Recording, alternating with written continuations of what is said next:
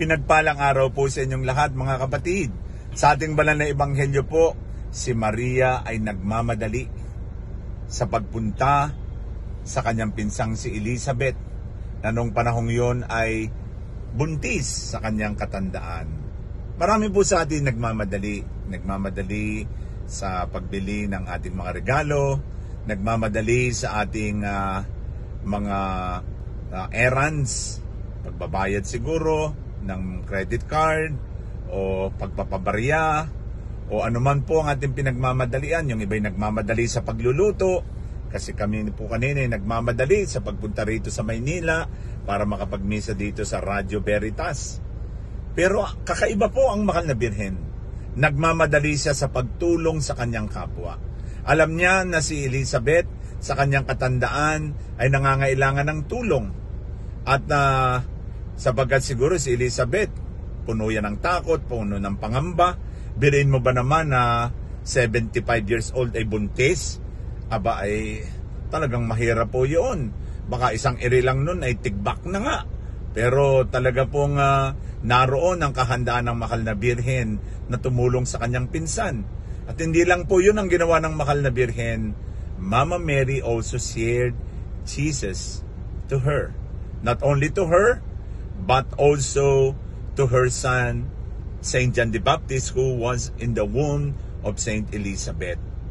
Kaya napakaganda po. What a best gift that we can ever give to the people except the gift of the presence of Jesus.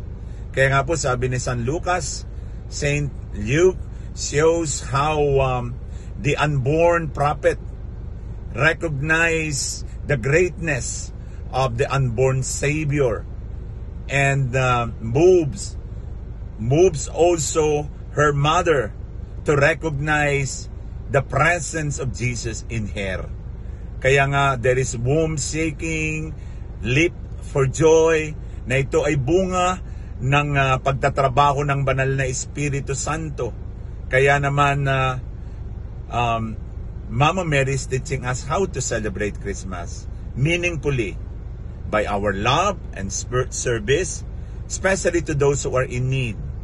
Let us celebrate Christmas by trying to serve the lost, the last, and the least.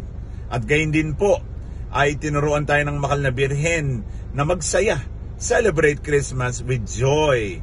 Sapagkat ngayon po si San Juan ay nagsaya, naggalak.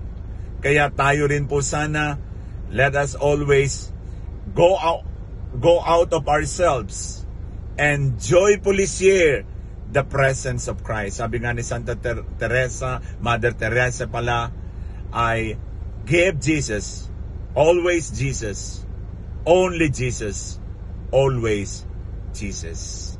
Sana po maramdaman natin ang pagbisita ng Panginoon sa ating buhay at tayo rin po, dumalaw tayo sa mga taong nangangailangan ng ating pag-ibig, ng ating kalinga at ng ating paglilingkod.